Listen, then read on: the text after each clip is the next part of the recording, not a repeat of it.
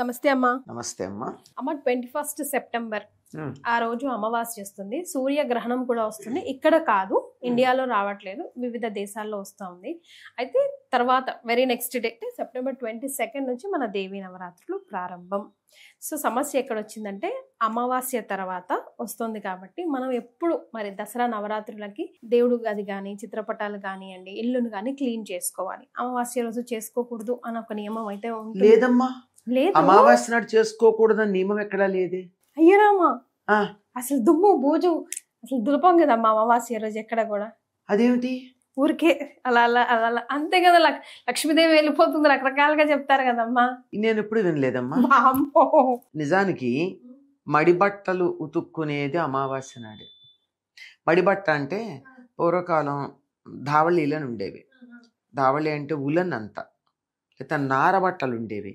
అవి చెమట అవి పీల్చవు, వాటికి పేరే ఇలా జాడిస్తే దులిపేస్తే అయిపోతుంది అనమాట.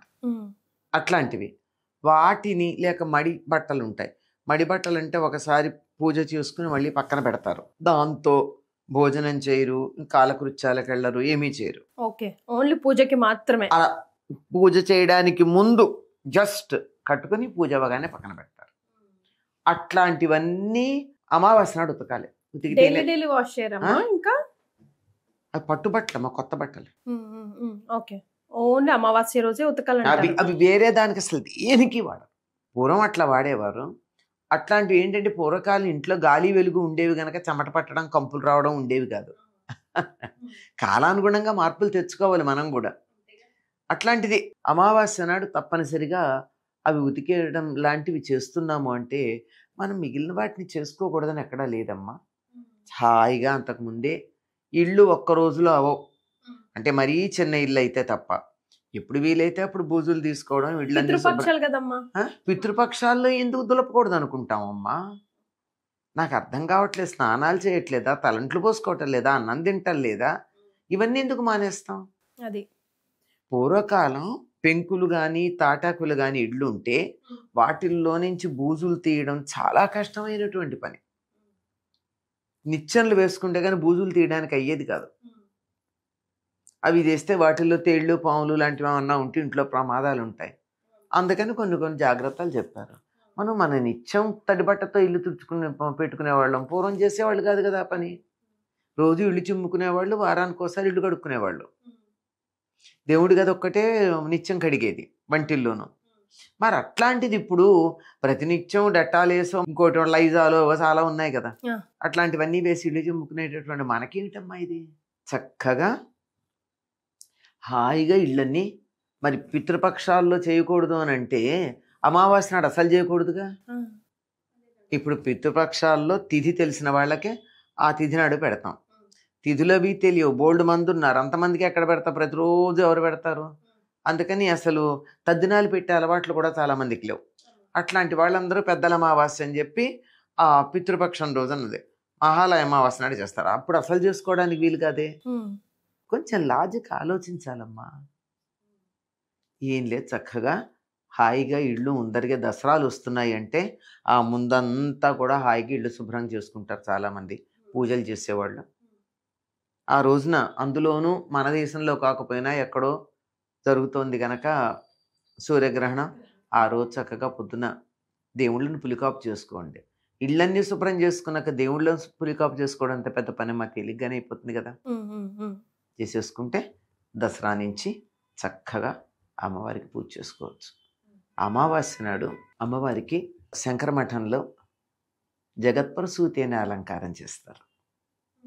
ఆ రోజు ఆవిడికి మొత్తం అంతా కూడా ఎలాగంటే ఆవిడ జన్మదినం వస్తుంది కదా వైశాఖ మాసంలో అక్షయ తృతీయ. ఆ రోజు ఈరోజు మొత్తం మూల విరాటుకు నూనె రాచి పసుపు రాచి నలుగు పెట్టి తలంటి పోస్తారు. ప్రతి అమావాస్యకమ్మ ఇప్పుడు ఈ ఒక్కదానికి చేసి ఒంటి మీద రాచినటువంటి పసుపు అంతా అందరికీ ప్రసాదం. అమ్మవారి ఒంటిగా మొత్తం అంతా పసుపు అద్దుతారు. నూనె రాచి నూనె తర్వాత పసుపద్ది దాన్ని తీసి అందరికీ ప్రసాదంగా మాట్లాడిస్తారు. వీటిని ముందు రోజు జరిగేది అది. అంతగా చేస్తుంటే అమ్మవారికే చేస్తూ ఉంటే మనకేంటమ్మా? దేవుళ్ళన్నింటినీ పులికాపు చేసుకోవచ్చు, హాయిగా అలంకారాలు చేసుకోవచ్చు. అరే మర్నాటి నుంచి దసరా పూజలు చేసుకోవచ్చు. అమ్మ ఇప్పుడు ఈ నవరాత్రుల్లో తెలిసి తెలియక మేము చేస్తున్న మిస్టేక్స్ ఏంటి, ఇట్లా కాదు ఇట్లా ఇట్లా చేసుకోండి అని చెప్పడానికి, ఒకసారి గుర్తు చేయడానికి, ముందుగానే ప్రిపేర్ చేయడానికి. అమ్మా దసరాలు అనగానే చెప్పాను కదా, వేలంబిర్రు ఎక్కువైపోయింది మా పెద్దానికి. వాళ్ళు చేశారని వీళ్ళు, వీళ్ళు చేశారని వాళ్ళు, ఏదో అఖండం దీపం పెట్టాలని. ఎందుకు మా అఖండ దీపం ఎందుకు పెడుతున్నారు నాకు అర్థం కాదు. అఖండ దీపం ఎవరు పెడతారు? కలశం పెట్టి రోజు పూజలు చేసి వాళ్ళు ఉపవాసాలుండి, భార్యాభర్తలు ఇద్దరు ఉపవాసాలుండి భోజనాలు చెయ్యరు, వీళ్ళు పూజ చెయ్యరు.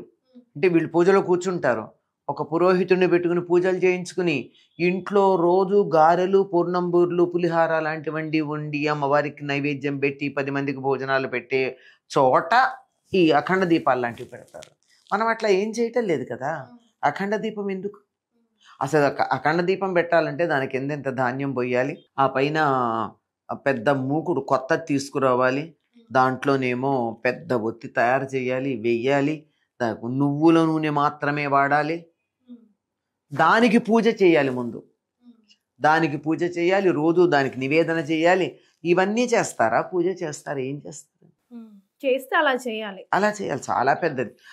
అలాంటివి పెట్టిన చోట ఎంతెంత నివేదనలు చేయాలి, ఎంతమంది భోజనాలు చేయాలి ప్రతిరోజు. పైగా మడిగా వండి చెయ్యాలి, మడి వంటలు కావాలి. అందరి ఇళ్ళలో ఆచారం ఉండదు కదమ్మా. మరి అట్లాంటప్పుడు ఎందుకమ్మా ఇది పెట్టడం? నువ్వు ఇది చేయాలంటే ఆచారం పాటించు, లేదంటే మానే. అడగలేదే నేను తప్పకుండా అఖండ దీపం పెట్టమని అమ్మవారు అడిగిందా? హాయిగా ఆవిడికి చక్కగా నీకు ఇల్లు శుభ్రంగా ఉంచుకుని, నువ్వు శుభ్రంగా ఉండి, నీ మనసు శుభ్రంగా ఉంచుకుని, నీకు ఎంత వీలైతే అంత పూజ చేసి సంతోషించేస్తుంది. తరచుకో శ్రీమాత్రే నమః, నీ 3 వేళతో ఇంత కుంకం తీసి అమ్మవారికి వేస్తే ఆవిడ సంతోషించడానికి సిద్ధంగా ఉంటే. లేదు నీకు ఓపిక ఉంటే లలిత సహస్రనామ సహస్రం చదువు, తప్పులు లేకుండా, అమ్మవారిని తిట్టకుండా చదువు కదా. లేదు అష్టోత్తరంతో పూజ చేసుకుంటాను, పూజ చేయి. లేదు నాకు అదంతా కూడా కాదు, ఏదో 1-2 శ్లోకాలు చదువు, చెయ్యి, నో ప్రాబ్లం. ఇక్కడ భక్తి లేకుండా ఎంత చేసినా లాభం లేదు. కనుక ఈ అఖండ దీపాలు పెట్టాలి, ఇంకేవో చెయ్యాలి, నిమ్మకాయల దండలు వేయాలి, మిరపకాయల దండలు వేయాలి, అవి రంగురంగుల చీరలు కాదు వేపకాయల దండలు వేయాలి. అదొకటే తక్కువ. కాకరకాయలు వేస్తామంటే సరిపోయే అన్నిటికన్నా. మిరపకాయలు వేయగలరు, ఎందుకు కాకరకాయలు ఎందుకు వేయకూడదు అంటే అది నేను విక్కిరిస్తున్నానని కాదు, అది వేరు. ఆ ప్రత్యంగిర ఆవిడ ఉగ్రకృత్య. ఆ ఉగ్రకృత్యం తీసుకోవాలంటే చాలా కష్టం. ప్రత్యంగిరను ఆరాధించాలంటే ఏమిటో తెలుసా అమ్మా? ఆవిడేమిటో తెలుసా? నువ్వు ఏదంటే అది నీకు వెనక్కి వస్తుంది. ప్రత్యంగిర అర్థమే అదే. ఇప్పుడు నీ మనసులో అవతల వాళ్ళు నాశనం కావాలనుకుని చేసావు అనుకో, అద్దంలో లాగా వెనక్కి వస్తుంది. అది చేయడానికి అంత స్వచ్ఛంగా ఉండాలి మనం. కష్టం క్లిష్టం. కానీ అది ఏదో చేసేస్తున్నారు అందరూ. అచ్చేస్తాం ఇచ్చా. జాగ్రత్తలు పడాలి. చెయ్యకూడదంటల్లా, చెయ్యడానికి చాలా నియమాలు ఉన్నాయి, అవి పాటిస్తే చెయ్యండి. నువ్వు నియమాలు పాటించలేనప్పుడు ఊరుకున్నంత ఉత్తమం లేదు. సరేనా? అది సంగతి. ఇలాంటివి చెయ్యొద్దు. చక్కగా మీ ఓపాన శక్తి ఎంత ఉంటే అంత చెయ్యండి. అమ్మవారి నామాల్లో ఒకటి సుఖారాధ్య అని, చక్కగా సుఖంగా ఆరాధించండి. ఇంట్లో వాళ్ళని కష్టపెట్టకండి, మీరు కష్టపడకండి, వ్యాధులు తెచ్చుకోకండి. ఎంత శక్తి ఉంటే అంత చేయండి. చేసిన కొద్దీ శక్తి వస్తుంది, అది కూడా గుర్తుంచుకోండి. ఇది ఆడవాళ్ళు మాత్రమే చేయాలనేటటువంటి ఒక అపోహ ఉంది. అందరూ చెయ్యాలి. వాళ్ళు చేయకపోతే వీళ్ళన్నా చేస్తున్నారు అంతే. ఇద్దరూ కలిసి చేస్తే మరీ ఉత్తమం. ఇలాంటివి ఆర్భాటాలకు పోయి ఫలానా రోజున ఈ రంగు చీర కట్టుకోవాలి, ఫలానా రోజున ఈ రంగు చీర కట్టుకోవాలి. ఏమిటి రంగు చీరలు? ఫలానా రోజున ఏ నైవేద్యం పెట్టాలి? సర్వోదన ప్రీత చిత్త అని అమ్మవారి నామంలో ఉంది. సర్వవర్ణోపశోభిత, అన్ని నైవేద్యాలు ఇష్టపడుతోంది అమ్మవారు. అన్ని రంగులతోనూ ప్రకాశిస్తూ ఉంది. ఆవిడని ఒక రంగుకు పరిమితం చేయడం ఏంటమ్మా? సరైన పద్ధత? నాకు అన్నీ ఇష్టం మొర్రంటి ఇదొక్కటే తిని వాళ్ళ రేపు ఇదొక్కటే పెడతాను అనడం ఏమో. అది కొంచెం ఎక్కువ చేయొచ్చు, అంతేగాని అన్నీ పెట్టాల్సిందే. ఇలాంటివి తప్పులు అనను కానీ ఇబ్బందులు. నేను రోజుకొక పిండి వంట చేస్తాను, మంచి చేయి పెట్టు. కానీ చెయ్యకపోతే కుదరదు అని మాత్రం అనడానికి వీల్లేదు. రోజు అన్నీ చేసి పెట్టు, ఎందుకు వద్దంటారు మరి ఓపిక ఉంటే. ఇవన్నీ చేయడంలో కూర్చుంటే నీకు పూజకి టైం ఉందా? అది కదా ప్రధానం. అమ్మ ఇప్పుడు ఈసారి 11 రోజులు వస్తుంది అంటున్నారు ఏంటమ్మా, ఎందుకలా? అంటే తిథులు పంచమి అనుకుంటా, పంచమి తిథి అనుకుంటా 2 రోజులు ఉంది. ఓకే. సో మొత్తానికి 11 అవతారాలు ఈసారి దసరా. 10 అవతారాలు. 10 అవతారాలు. 11వ రోజు దసరా యాజ్ యూజువల్ గా. రైట్. జమ్మి చెట్టుకి దసరాకి ఉన్న సంబంధం ఏంటమ్మా? శమీ శమయతే పాపం, శమీ శత్రు నాశిని, అర్జునస్య ధనుర్ధారి, రామస్య ప్రియదర్శిని అని చెప్పి జమ్మి చెట్టుకి పూజ చేస్తాం. అర్జునుడు యొక్క ధనుస్సుని దాచిపెట్టుకుంది జమ్మి చెట్టు, దాని మీద దాచిపెట్టారు వాళ్ళు. రామస్య ప్రియదర్శిని, రాముడికి ప్రియురాలు ఎక్కడ ఉంది అని కనపడడానికి సహాయపడింది జమ్మి చెట్టు. అంటే జమ్మి చెట్టు మించి చూశాడని చెప్తారు. అచ్చా. అందువల్ల అది చాలా పవిత్రమైందని చెప్తారు. అగ్నితత్వం కలిగిందమ్మా శమి. పూర్తిగా ఎక్కడ పడితే అక్కడ పెరగడం కూడా చాలా కష్టం. పెరిగినటువంటి నేలని బట్టి బాగా పెరుగుతుంది. నీరు లేకపోయినా పెరిగే లక్షణం ఉన్నటువంటి, అందుకే రాజస్థాన్లో బాగా ఉంటాయి జమ్మి చెట్లు. చాలా పవిత్రమైనటువంటి చెట్టుగా చెప్పబడుతుంది. ఔషధాల్లో అనేక రకమైనటువంటి వ్యాధులు నివారించడానికి సహకరిస్తుంది జమ్మి చెట్టు. చాలా సంతోషం అమ్మ, ధన్యవాదాలు.